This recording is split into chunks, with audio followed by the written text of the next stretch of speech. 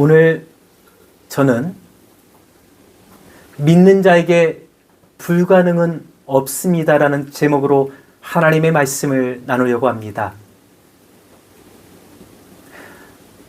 남자 높이뛰기 세계 기록은 2.45m로 쿠바의 하비에르 소토마요 선수가 보유하고 있습니다. 여자 높이뛰기 세계 기록은 2.09m로 불가리아의 스테프가 코스타디노바 선수가 보유하고 있습니다. 이 세상에서 아무리 높이 뛰는 선수라 할지라도 자기 키에 2배 이상을 뛰어넘는 사람은 존재하지 않습니다. 그러나 이 세상에서 가장 높이 뛰는 선수가 있습니다. 바로 그것은 벼룩이라고 하는 작은 곤충입니다. 여러분도 알겠지만 벼룩이라고 하는 존재는 너무 작아서 눈에 보이지도 않고 아주 주의를 줘야만 볼 수가 있는 것이 벼룩입니다. 어떤 곤충학자가 벼룩 몇 마리를 잡아다가 투명 아크릴판에 넣게 되었습니다.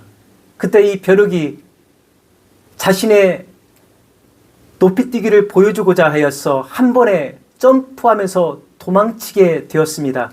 그러자 곤충학자는 또다시 그 벼룩을 잡아다가 아크릴판에 넣게 되었습니다. 마치 곤충이 네가 아무리 해도 나를 가둘 수 없어라고 자랑이라도 하듯 또다시 점프하면서 뛰어넘게 되었습니다. 그렇게 몇 번이나 반복하다가 어느 순간 이 학자가 투명으로 된 아크릴 어떠한 판을 가져다가 위에 덮게 되었습니다. 이 사실을 벼룩은 알지 못하였고 또다시 자신의 높이뛰기 재주를 보여주려고 뛰었지만 어떠한 것이 자기를 가로막는 것을 보게 되었습니다.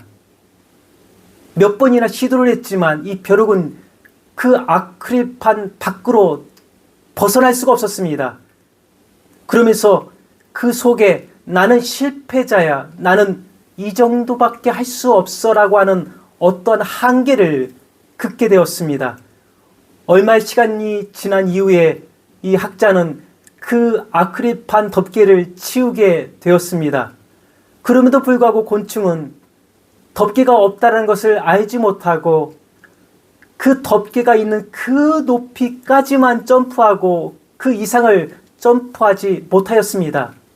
그 작은 이 곤충 속에서도 실패라고 하는 어떠한 트라우마나 아픔을 경험하면서 나의 존재가 이 정도밖에 안 된다라고 하는 어떠한 한계를 긋게 되었고 자기는 능력이 있고 아크릴판을 처음처럼 뛰어넘을 수 있었지만 포기하고 말았던 것입니다.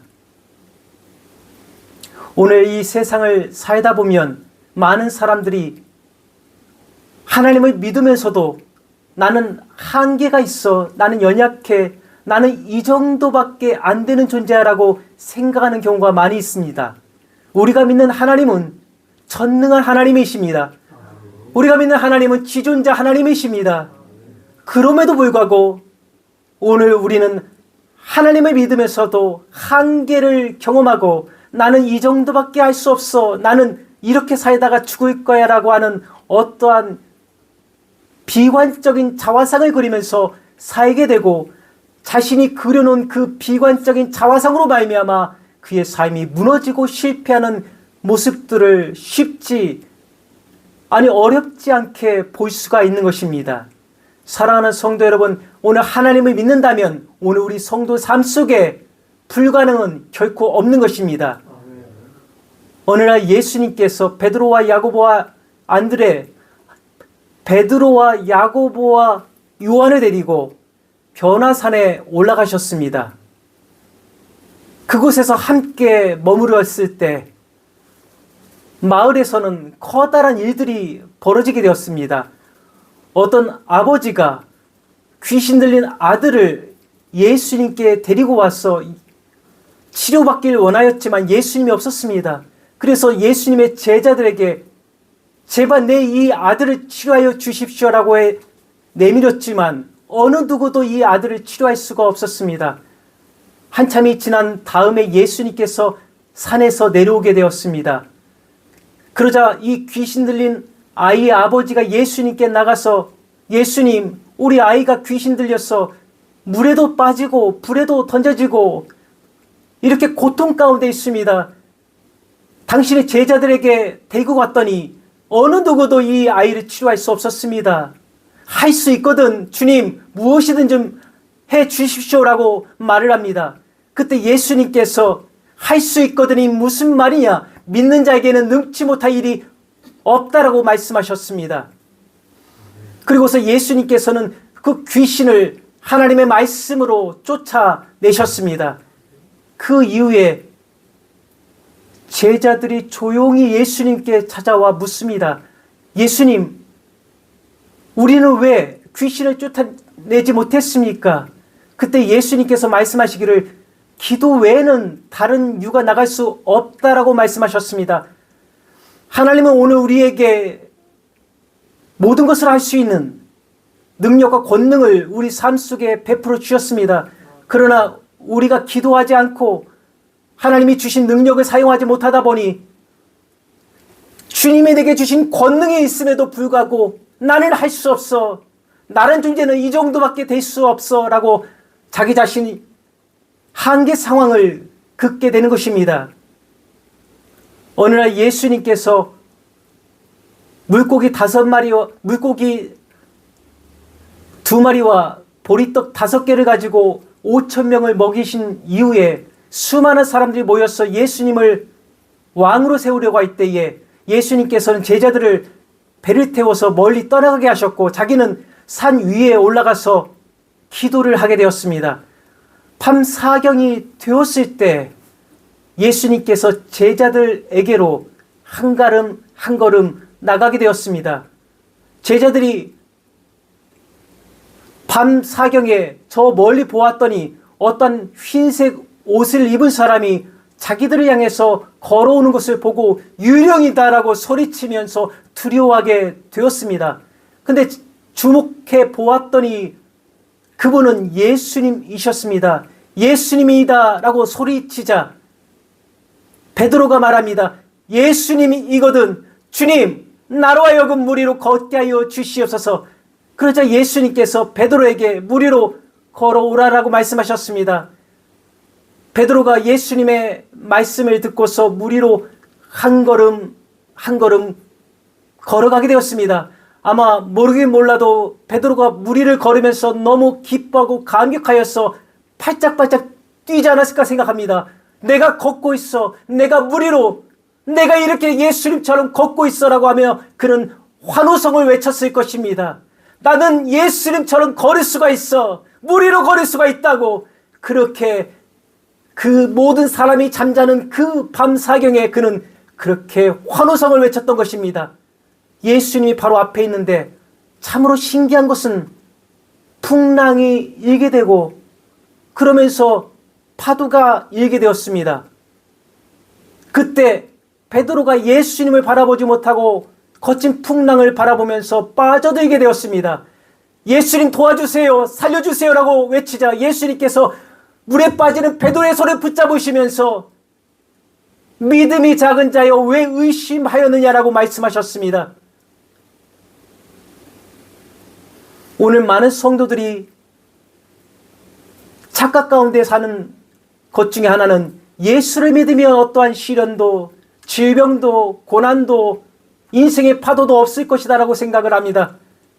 그러나 인생을 살아보면 인생의 파도가 몰려오게 됩니다. 고요하고 잠잠하던 바다가 순식간에 바람이 불면서 파도가 일고 어느 순간 나를 삼켜버릴 것처럼 몰려오듯이 내 인생의 많은 인생의 고난과 시련의 파도를 경험하게 되는 것입니다. 저는 사실 상담할 수 있는 자격이 되지 않습니다. 사람들을 위로하고 치유할 수 있는 그런 자격 자체가 안 되는 사람입니다. 저는 성격 자체가 굉장히 다혈질적이고 말 그대로 변화무쌍한 그러한 성격의 사람입니다. 그러나 제가 많은 사람들을 상담하고 또 치유 사역을 할 수 있는 것은 내가 누구보다도 많은 아픔이 있었고 질병이 있었고 많은 인생의 고난을 경험하다 보니 성도들의 아픔과 고난과 그 시련을 내가 경험해 보았고 그렇기 때문에 그들을 상담하고 치유하면서 여기까지 오게 되었습니다. 사랑하는 성도 여러분, 예수를 믿으면 고난이 없습니까? 예수를 믿으면 질병이 찾아오지 않습니까? 예수를 믿으면 경제적인 문제가 다 해결되는 것입니까?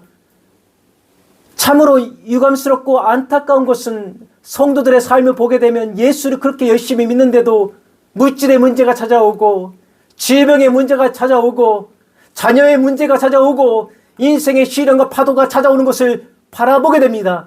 그때에 많은 성도들이 주님 어떻게 나에게 이럴 수 있습니까? 내가 누구보다도 주님을 열심히 예배하고 누구보다도 주님께 열심히 했는데 왜 나에게 시련을 주셨습니까? 왜 나에게 질병을 주셨습니까? 왜 나에게 이러한 어려움을 주셨습니까? 라고 하면서 주님을 원망하고 불평할 때가 많이 있는 것입니다. 그러나 분명한 것은 시련과 풍랑과 그 인생의 문제가 아무리 크다 할지라도 그 풍랑 속에서도 예수님이 베드로와 함께 하셨듯이 우리 삶에 우리와 함께하고 있다는 것입니다. 고난이 없을 때 예수님이 함께한 것이 아니라 고난이 있음에도 불구하고 시련과 역경이 있은 바로 그 현장에 예수님이 우리와 함께하고 있는 것입니다. 이스라엘 백성이 430년 동안 애굽에 살다가 출애굽하게 되었습니다. 그때 르비딤이라고 하는 곳에서 아말렉과의 첫 전투를 하게 되는데 노예 생활을 430년 했던 사람들이 무슨 싸움을 했겠습니까?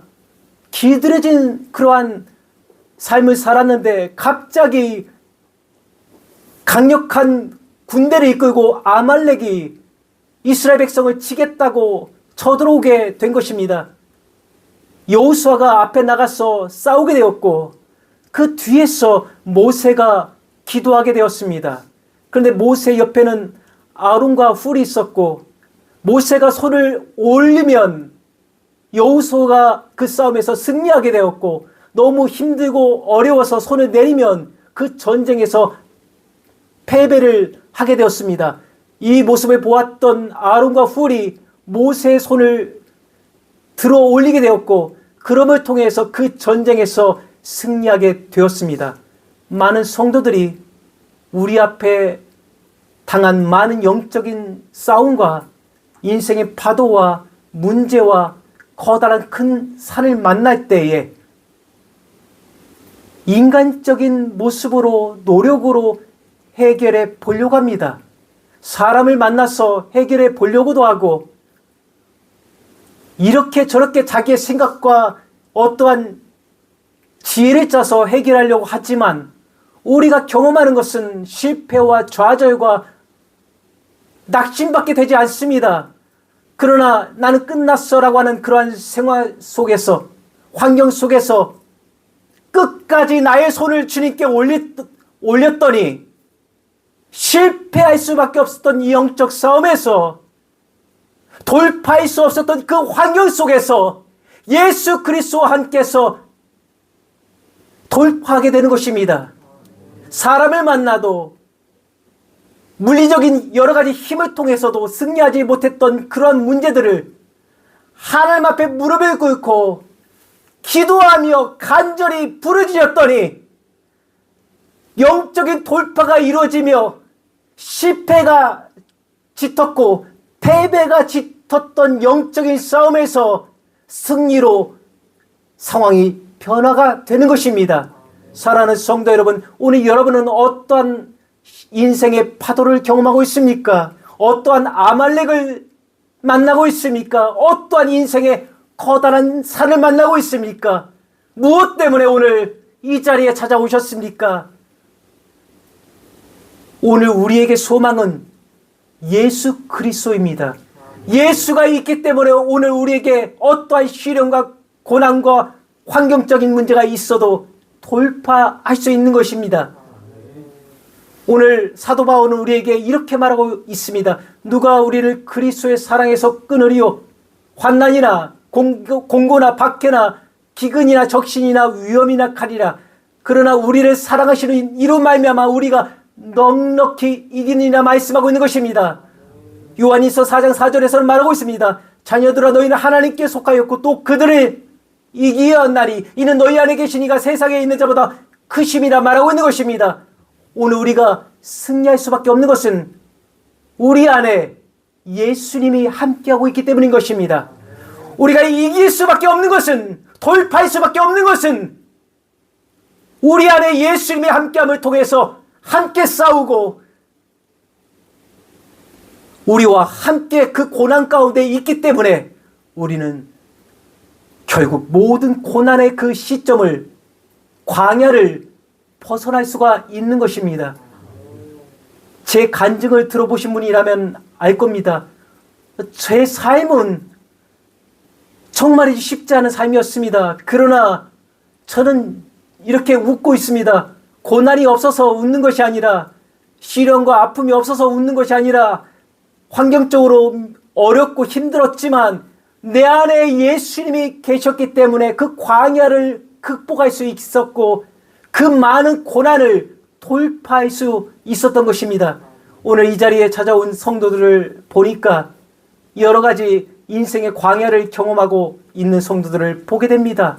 질병의 문제 때문에, 또 환경의 문제 때문에, 또 앞에 어떻게 살아야 될지 알지 못해서, 또 영적이고 마음적인 문제 때문에 찾아온 성도들을 보게 됩니다. 많은 성도들이 고난과 시련과 어려움을 당하면 나는 혼자야. 나는 버림받았어. 내가 울고 있지만 예수님은 나의 이 고난 가운데 함께하고 있지 않아. 나는 고아처럼 버려졌어라고 생각할 수 있습니다. 사랑하는 성도 여러분, 결코 예수님은 여러분을 고아처럼 그렇게 혼자 내버려 두지 않으셨습니다. 여러분이 울고 있을 때 그 울고 있는 현장에 예수님이 함께하고 계십니다. 여러분이 가슴을 찢을 때에 예수님이 여러분의 그 현장에 함께하고 있는 것입니다. 그렇기 때문에 오늘 우리는 예수님과 함께 먹고 마시면서 또 승리를 경험할 수가 있는 것입니다. 저는 오늘 예수 그리스도 안에서 여러분이 승리자가 되길 원합니다. 우리 여러분 삶 속에 예수님이 주시는 승리와 기쁨과 그리고 영적인 돌파가 이루어지는 그러한 기적들이 오늘부터 그리고 매일같이 나타나길 예수님의 이름으로 축원합니다. 기도하겠습니다.